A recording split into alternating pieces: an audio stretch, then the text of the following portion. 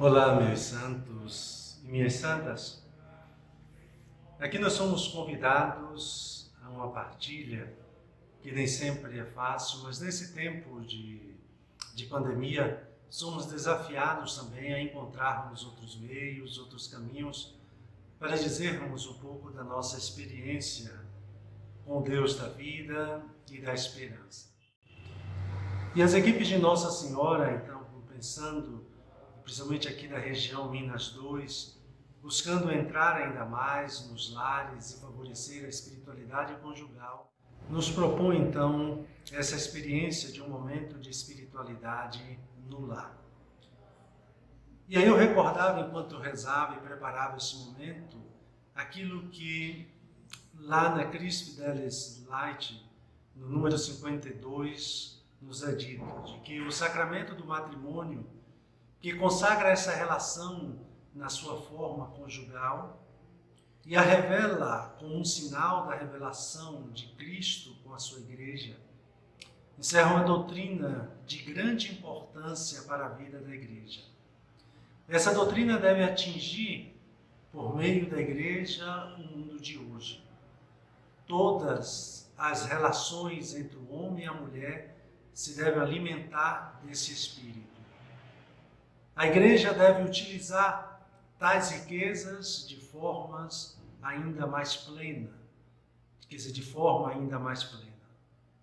E por isso eu quero iniciar essa nossa conversa a partir daquilo que é a experiência do momento da espiritualidade no lar, proposto então pela região Minas 2, que nos propõe então por meio de um convite, que é um convite fascinante, que nos diz: tire as sandálias de teus pés, pois o lugar onde te encontras é terra santa. Que evoca, evidentemente, aquilo que o Senhor já dizia a Moisés no Antigo Testamento, mas que aqui é recordado também nos Atos dos Apóstolos. Ou seja, o lugar somos nós que fazemos com o gesto de acolhida da ação inesperada da presença de Deus em nossas vidas. Esse espaço sagrado pode ser o solo do coração, como nós já vimos no primeiro dia, pode ser o solo sagrado da nossa casa, como nós vimos no segundo dia, e hoje então somos convidados também a percebermos esse solo sagrado da equipe, que é justamente sobre essa realidade que nos debruçamos. Na verdade, aquilo que nós percebemos é que o convite que recebemos para este nosso momento de espiritualidade no lar é para mergulharmos justamente num horizonte de sentido da vida cristã. Vida em comunidade, correção fraterna, apoio recíproco. É assim que nós precisamos pensar. Algo que muitas vezes não nos damos conta devido à própria conjuntura, à própria realidade individualista na qual nós nos encontramos e principalmente por esse eumismo que a sociedade, eumismo espiritual na qual a sociedade se encontra, ou seja, é um certo ensimismamento que prejudica o verdadeiro sentido do ser cristão e que o movimento nos convida a darmos um passo e irmos além dessa realidade e nos abrirmos à graça de Deus. E vejam, eu proponho então que a gente faça um caminho seguindo este momento, justamente onde iremos aprofundar alguns pontos, né? Ou seja, o sentido dos pontos concretos de esforço, que aqui será nos debruçarmos então sobre o retiro anual. Mas antes mesmo de falar sobre o retiro anual, eu peço licença para tratar de algo que engloba todo o conteúdo desses pontos que, de alguma forma, nós estamos tratando, e principalmente sobre o retiro, que é a questão da espiritualidade conjugal. E é a partir dessa vivência que as equipes de Nossa Senhora podem falar de um algo mais, algo para além, como proposta de vida cristã, vivida então como casal. Não esqueçamos jamais de que o amor de Deus e o amor conjugal surgem da mesma fonte, participa também do mesmo amor. E é impressionante pensar que cada um de nós descobrimos melhor o que é o amor de Deus, graças justamente às atitudes de amor que temos entre nós. É claro que o amor de Deus transcende o nosso amor e principalmente transcende também o amor de casais. E isso significa que sempre permanece um certo vazio, um pequeno vazio nessa relação. Um anseio por algo mais, no mais profundo do nosso relacionamento e no mais profundo de um relacionamento conjugal. E esse vazio não é culpa do outro, da outra pessoa. É somente o encontro definitivo com o amor total que esse vazio será preenchido. Ou seja, uma fonte, ou aquilo que a gente poderia dizer, uma fome insaciável que o amor, ou por amor, que inevitavelmente e por quanto maior que seja o bem que queremos e temos, todos carregamos dentro de nós uma fome, um desejo de mais amor.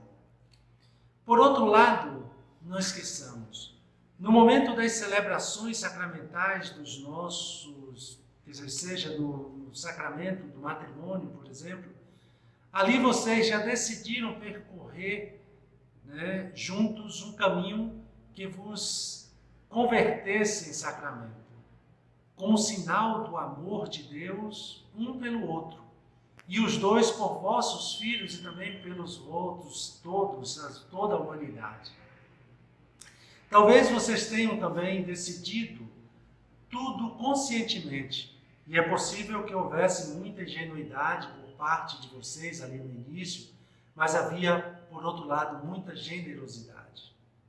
Mas essa atitude inicial de confiança deve ser, então, desenvolvida pouco a pouco.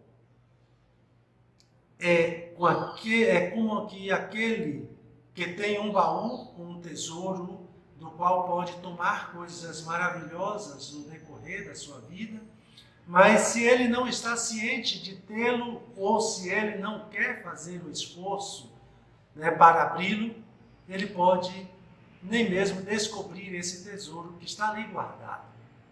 Por isso, a espiritualidade conjugal que descobrimos nas equipes de Nossa Senhora pode ser o sentido que damos à nossa vida cotidiana, a orientação com a qual vivemos os eventos que se apresentam, as opções que escolhemos, isto é, o projeto comum de vida que construímos juntos.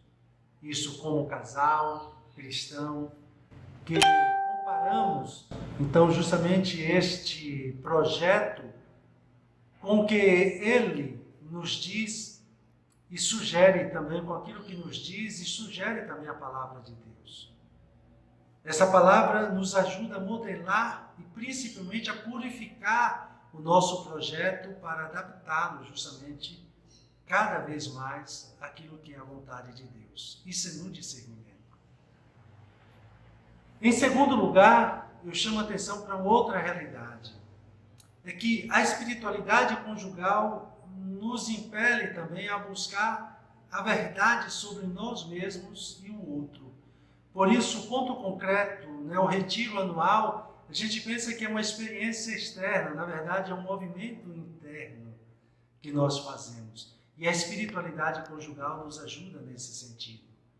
O fato de vocês terem falado muito desde noivos, não significa que que já se vive, na verdade, para sempre e que já se conhecem totalmente um ao outro. E por isso, a busca da verdade é um compromisso para toda a vida. A busca do conhecimento de um e de outro deve estar sempre no caminho. Porque nós mudamos e muda também a nossa relação ao longo dos anos. o outro é um ponto de referência inquestionável e inestimável, e às vezes é aquele que nos interpela, que nos desafia, que desmascara tantas autojustificativas das nossas vidas. É sempre o companheiro, a companheira nessa busca compartilhada para conhecermos mais, para entendermos melhor, para buscarmos então juntos a verdade de nós mesmos.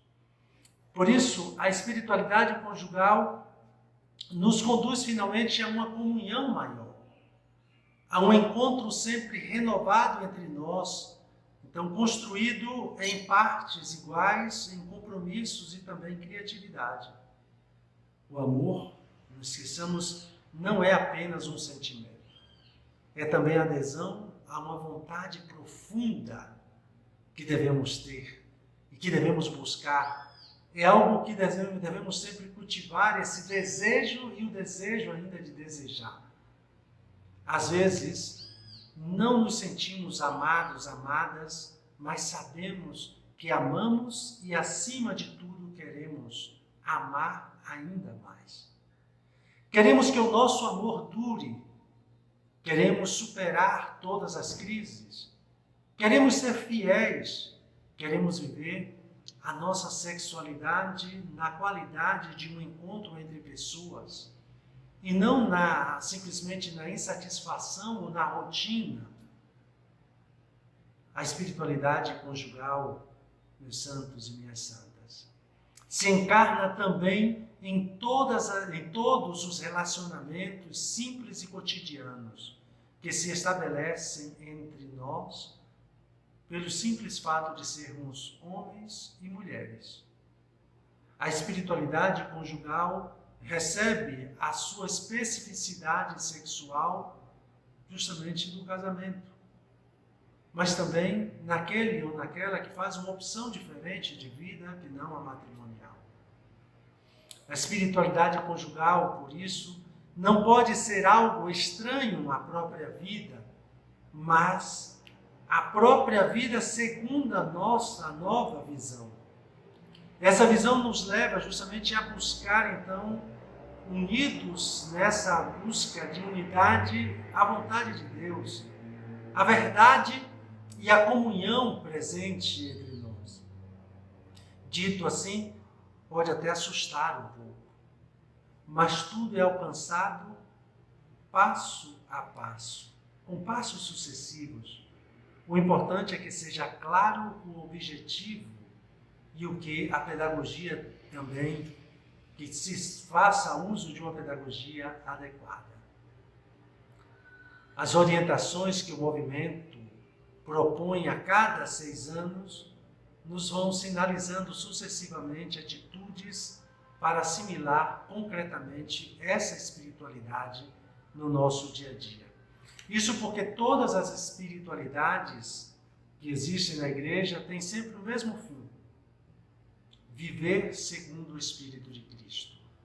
A especificidade de cada espiritualidade está na força particular com a qual se enfatiza este ou aquele aspecto, essa ou aquela atitude, e especialmente na pedagogia, nos métodos que se usa para viver essa realidade. Existe uma estreita relação entre a espiritualidade e a pedagogia. E de acordo com a pedagogia escolhida, um determinado tipo diferente de espiritualidade também é criada. Não se obtém, por exemplo, o mesmo tipo de espiritualidade com a pedagogia individualista, quando, em vez, se tem uma orientação comunitária, indutiva e não dedutiva, orientada à comunhão ou à vivência da interiorização da vida cristã. Por isso, a espiritualidade conjugal tem uma pedagogia baseada justamente na comunicação, no perdão e na celebração. E isso, no movimento das equipes de Nossa Senhora, é fundamental da gente conhecer. E essa pedagogia foi descoberta justamente pelas equipes de Nossa Senhora e traduzida em propostas muito concretas.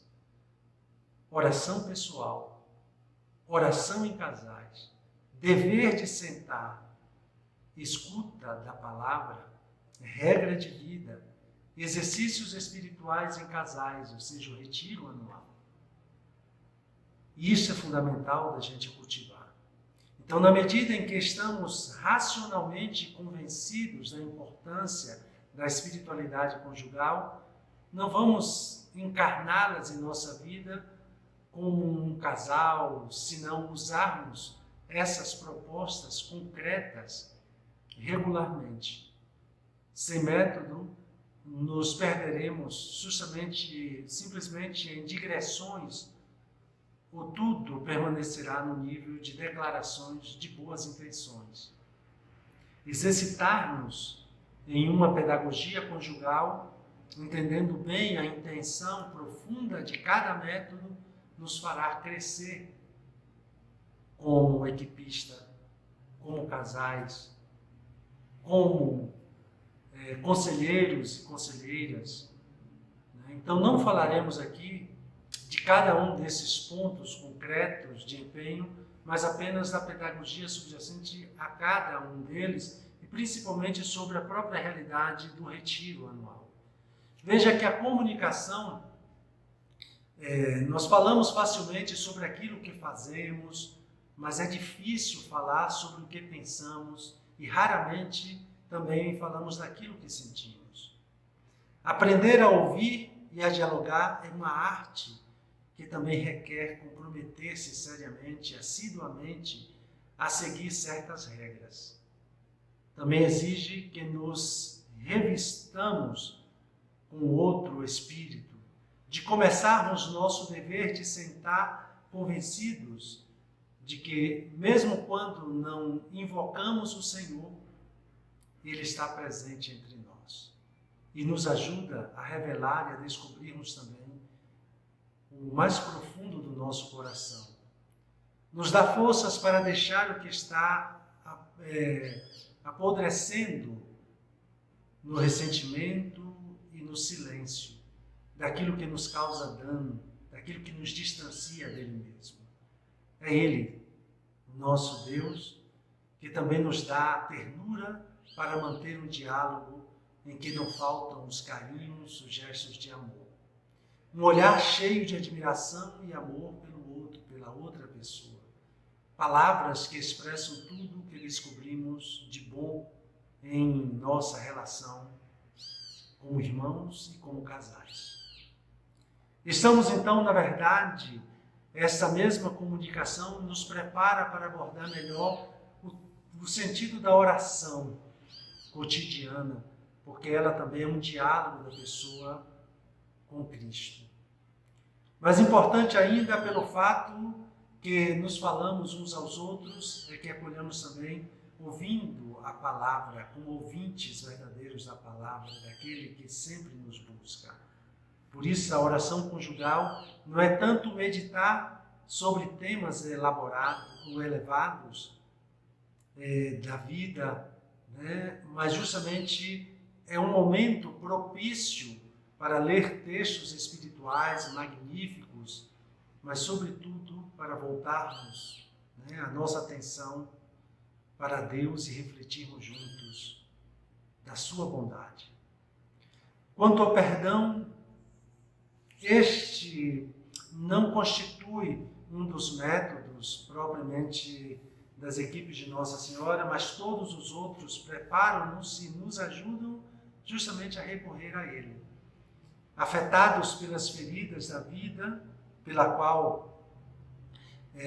pelo mal que fazemos e por aqueles que também não queremos fazer, e que muitas vezes somos marcados e feridos. Então, recorrer ao perdão é também dizer o bem. Tantas vezes nos dizemos o mal, mas convém às vezes também separar este mal e buscarmos dizer o bem. Ou seja, o sacramento da reconciliação hoje é pouco valorizado. No entanto, a Igreja deve buscar sempre mais se abrir a essa graça, e todos nós também, com uma realidade própria, que as índices, por exemplo, as equipes, nos sinalizar nos tempos concretos para o dever de sentar, para a oração, os exercícios espirituais, e nos quer dizer que o quão importante é a própria celebração no nosso dia a dia. O celebrar é recordar palavras, momentos, dias, acontecimentos e lugares. Nós nos esquecemos de recordar tudo aquilo que o outro fez por nós e quanto nos amou. E por isso devemos celebrar essa realidade. E agora nós chegamos ao outro contexto, que é o retiro, aquilo que nós deveríamos falar mais diretamente. E a nossa esperança é que o retiro anual, e por meio do retiro, na oração, na partilha, na vivência, nos ajude justamente aos equipistas a fazer nova a própria vida de casal, recordando que o casal humano é o termo da criação divina e vivem o amor conjugal e são chamados a testemunhar que Deus é amor. O retiro é esse tempo privilegiado de deserto, um tempo para que tenhamos uma forte experiência de Deus e também uma oportunidade de avançarmos em nosso caminho de santificação. Um tempo de jejum de palavras para se ter, então, fartura de escuta da voz de Deus que fala no silêncio. Como percebemos, o retiro vislumbra dois contextos, tempo e espaço. E aqui nós trabalhamos primeiro com essa ideia, espaço do homem no espaço de Deus. Vejam que no Gênesis, Deus nos dá o exemplo. Concluído no 7º dia toda a obra que tinha feito, Deus repousou no 7º dia. De todo o trabalho por ele então realizado, isso nós temos em Gênesis 2, e o versículo 2. No Êxodo ele também conduziu o seu povo, conduziu Israel para o retiro de 40 anos através do deserto, para se tornar então o povo da aliança. Moisés subiu até o monte de Deus, da montanha. O Senhor então chamou, dizendo: assim dirás à casa de Jacó, e declararás aos filhos de Israel: vós vistes o que eu fiz ao Egito, como vos carreguei sobre as asas de águia e vos trouxe até mim. E agora, se escutardes bem a minha voz e guardardes a minha aliança, sereis para mim uma propriedade particular entre todos os povos, porque é minha a terra inteira. Isso nós temos lá em Êxodo 19, de 3 a 5. Jesus também nos mostra a necessidade de se retirar, e vejam que após a morte de João Batista, Mateus nos diz: tendo ouvido isto, Jesus retirou-se dali sozinho no barco para um lugar deserto. Igualmente, Jesus chama à parte os seus discípulos para se revelar a eles. E também Marcos nos diz assim que 6 dias depois, Jesus tomou consigo Pedro, Tiago e João e levou-os só a eles a um monte elevado. E transfigurou-se diante deles. As suas vestes tornaram-se resplandecentes, de tal brancura que lavadeira alguma da terra as poderia branquear assim. Apareceu-lhes Elias juntamente com Moisés, e ambos falavam com ele, com Jesus. Jesus chama-nos para tomar conta de nós. E disse-lhes então: vinde, retiremo-nos para um lugar deserto e descansai um pouco. E Jesus também nos convida assim: vinde a mim todos os que estáis cansados e carregados de fardos, e eu vos darei descanso. Por isso, o tempo de retiro permite a intimidade, ou seja, coração a coração com o Senhor. Porque nos diz lá em Mateus: tu, porém, quando orares, entra no teu quarto, fecha a porta e ora a teu Pai que está em segredo. E teu Pai, que vê o que está em segredo, te retribuirá. Depois, então, o tempo do homem no tempo de Deus. Primeiro poderíamos pensar no Cronos. é o tempo do calendário, do relógio, o tempo que costuma nortear a nossa vida.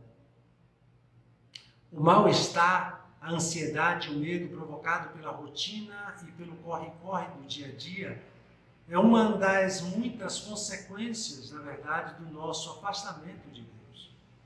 Ele, o Senhor do tempo, não encontra espaço no cronos do homem pós-moderno, da mulher, do homem atual, da mulher atual.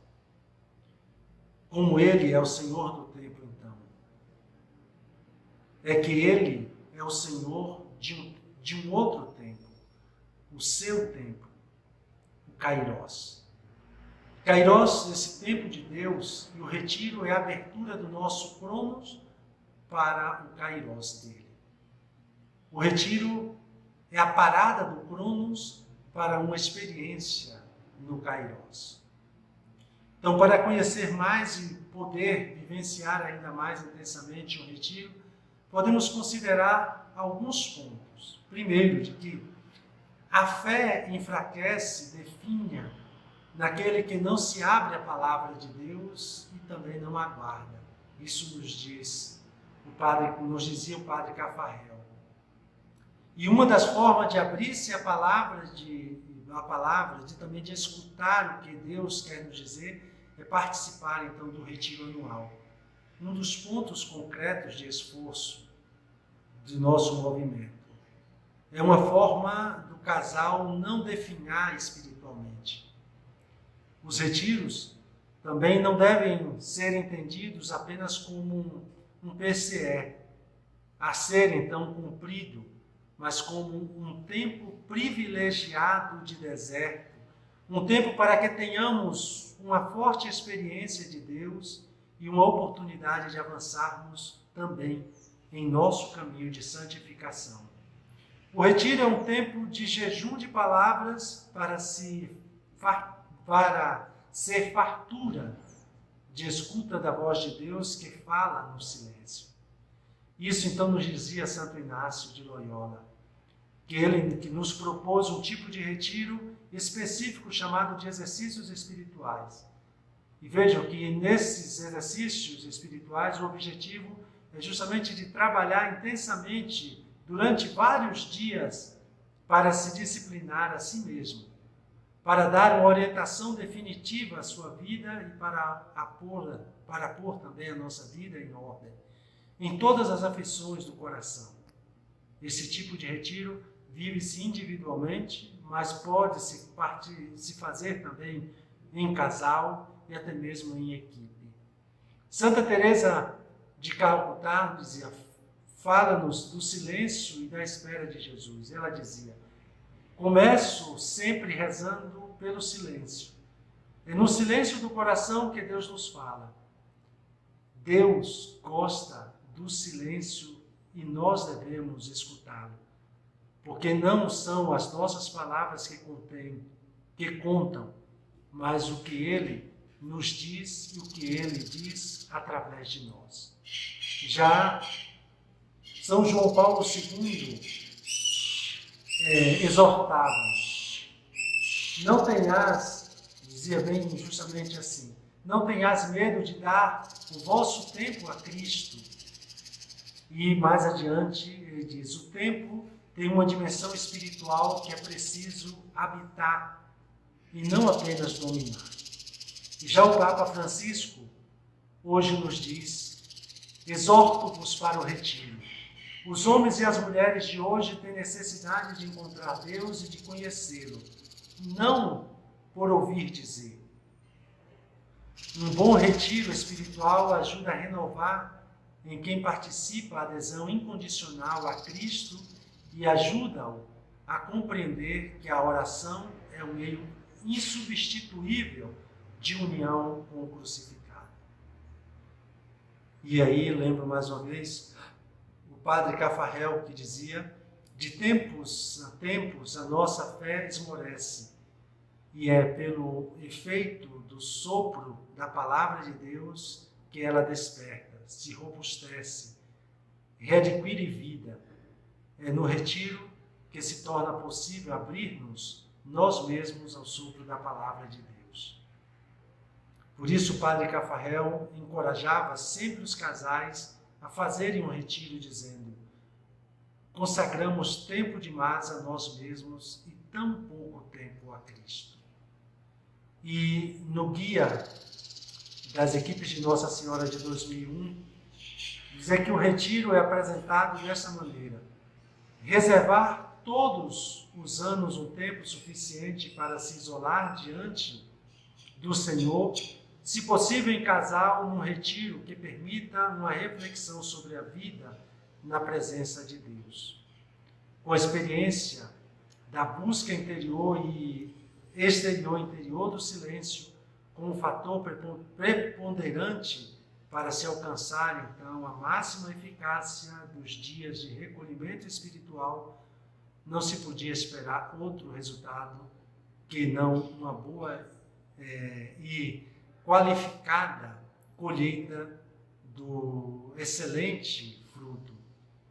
Isso foi percebido justamente, isso se percebe no final do encontro, durante o momento de pôr em comum aquilo que nós vivenciamos.